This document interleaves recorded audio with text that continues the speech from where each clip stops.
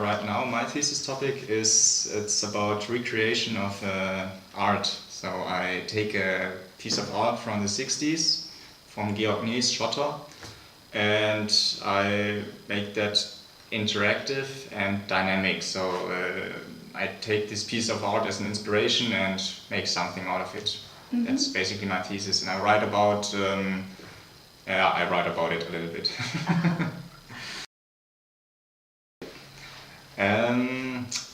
I went to different professors and I asked them if they have topics for me, and finally I met Frida, and Frida gave me some examples for topics, and I chose one which were basically about the piece of art, and that was the inspiration for my thesis now. So I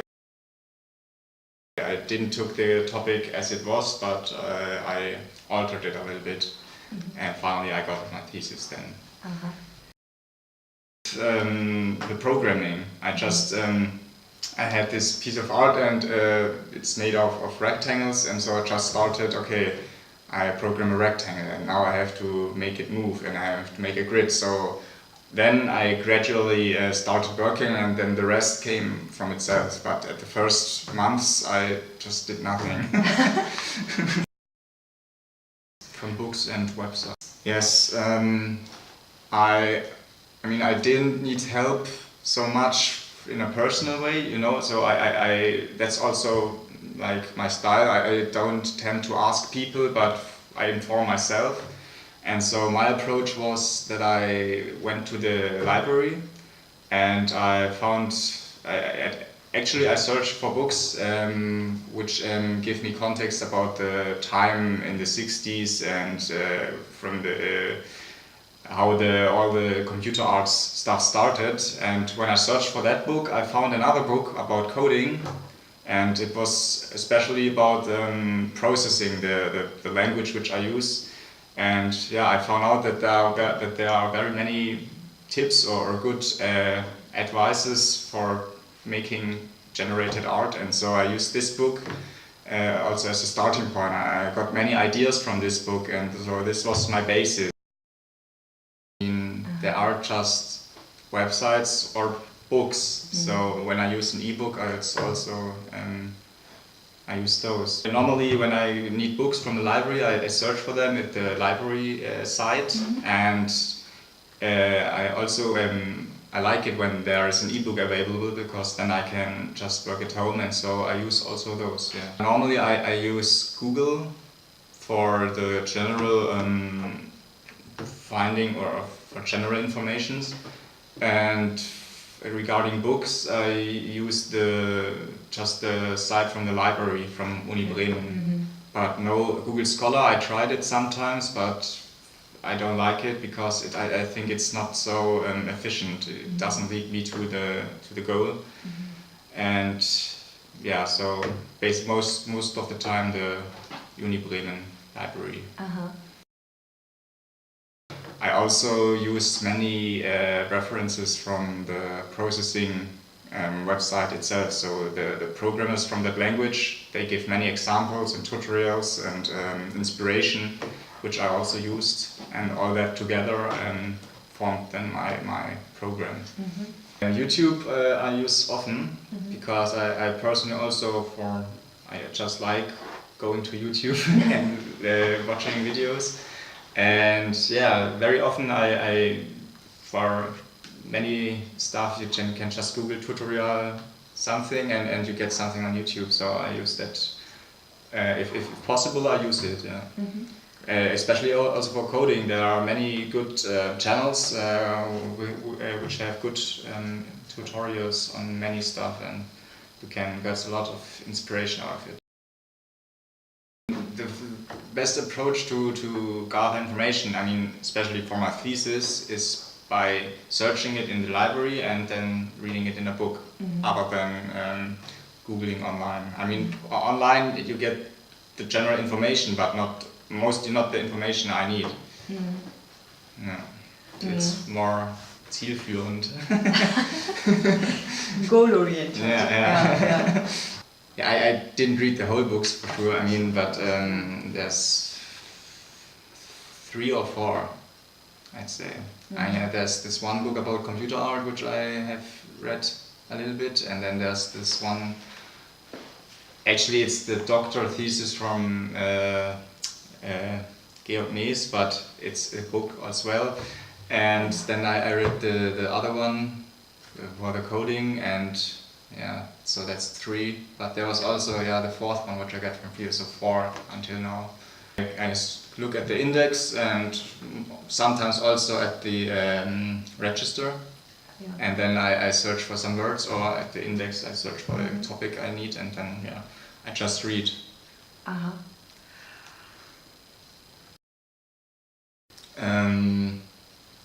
I have one paper, but it's from Frieda, and so I get it personally from him.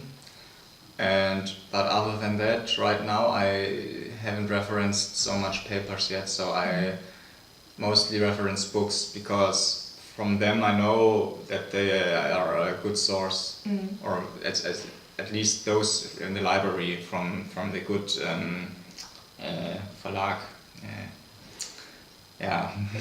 You know, Springer for example, I know those are good books, and so I can trust them. Yeah. Because I'm aware that if I can take some online sources, that they are not as good as, or they can be dangerous, you know. Yeah. I didn't stumble across them, but maybe because I haven't written so much so far. That's true. But it could be that I stumble across them. And if I would be uncertain, I maybe ask Frieda if it's a good source or not. And often you can also Google that.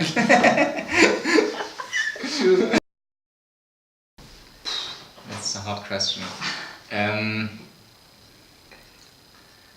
Based on my experience, I'd say I got more out of books actually, because there's more information, and mostly it's specialized, because you know you search for a certain book about a certain topic which is already narrowed, and you get all the information in this book.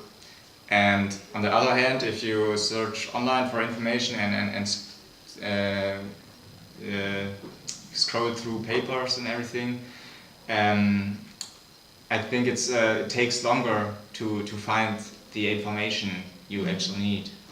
And so in my personal experience, I got better satisfaction by books.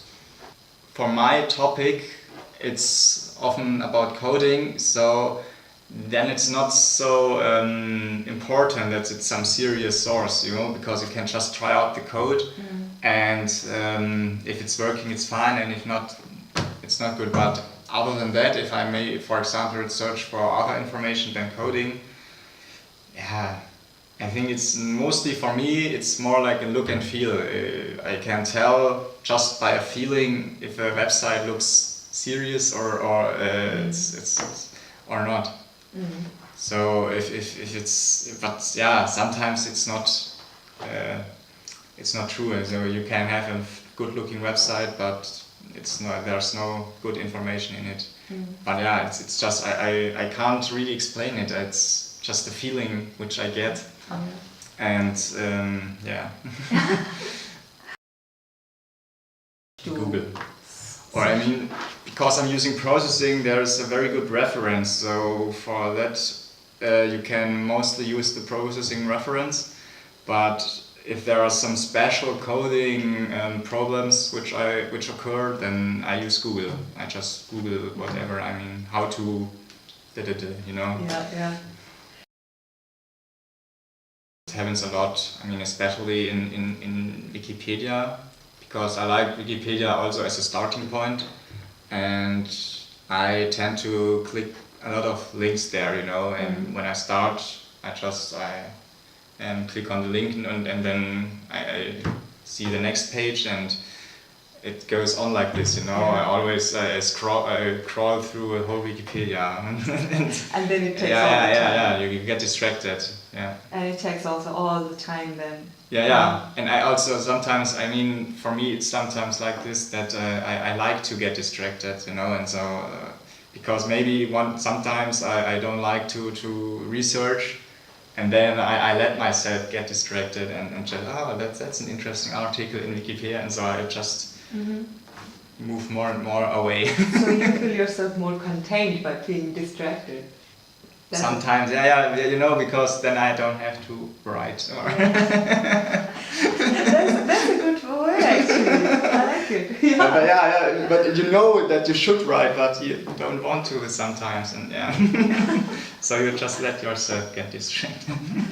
Nice. I think I will also try that to gain more knowledge. To get distracted. Easy way. Do you get bored by internet, or availing internet resources? Sometimes yes. It's weird. Sometimes when I say, okay, today I don't work, like as a decision I make, and nevertheless I'm bored, and because then I have all the freedom to do whatever I want in the internet, for example, but nevertheless sometimes I just watch YouTube all very much very long, and nevertheless I feel bored, you know. I think, okay, that's leading to nothing, you know. Yeah. So it's a ambivalent feeling, you know. Do you also get bored while reading books? I don't read so often. I mean, for my thesis I have to sometimes, but actually reading is not as boring as senseless YouTube sessions. But yeah, I think I should read more. Because sometimes if I'm at friends or something and they show me a book, and I just start reading it and I get absorbed, you know. And so that's not the case with YouTube. It's just like more you do it because you can, but actually you're not enjoying it as much as you read the book. Yeah. Yeah. Okay. Should we make a break? Books, definitely. Because, like I said, in the internet the information is mostly more condensed and more to the point. Because the attention span in the internet, they know it's not so as long as for books. And with books I need more time because I need to get into it, and often I have to read again. Like I read something and they have many information and I have to, what was that again? And so it's more time consuming, definitely. It's not that easy because if you find it, your information from books, most certainly it will be more elaborated and more detailed. So you get a better answer from the book, but it takes more time, in my opinion.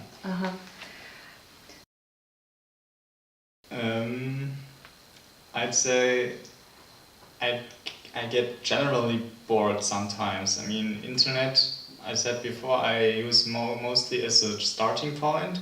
So in that phase,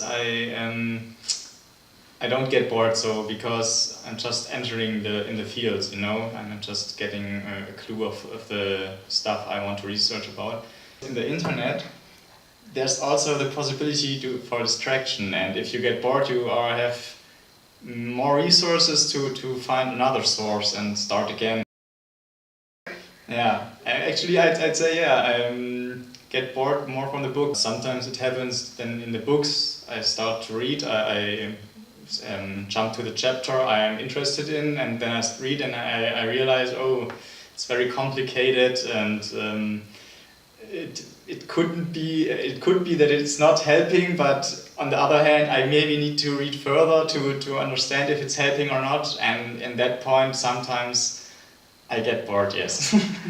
In the book you have a book, mostly you just borrowed this from the library, and so you have just this one source and you're hoping that this source helps, and then when you realize, it's not helping, but it could still be helping, in this, it gets bored, yeah. Yeah, it's difficult to say because, I mean, I'm used by how I did it, like I always did it, you know, so right now I can't imagine a better way, so I'm satisfied because most of the time I get my information and I get good information, and so I would say yes, I'm satisfied. But I can't think of a better way yet how to make it more easy to access. Or, yeah. When I started studying at the Uni Bremen, we were taught how to use or how to get information, and it was very important that we learn that we check our sources and we use only validated sources, and that means that we should use the library as often as possible, because in the library the most sources are validated and it's good information. And so I just got from the orientation week in my studies, I learned all that stuff, so that I should use the library as often as possible. And, we also get taught that, and during the studies it also often occurs that the professor says, like, if you research something, you can do it in the internet and Google is fine, but for deeper information please use the library. So I got also that tip, so that Wikipedia is not citable source, but it's a starting point. I learned that also at the uni.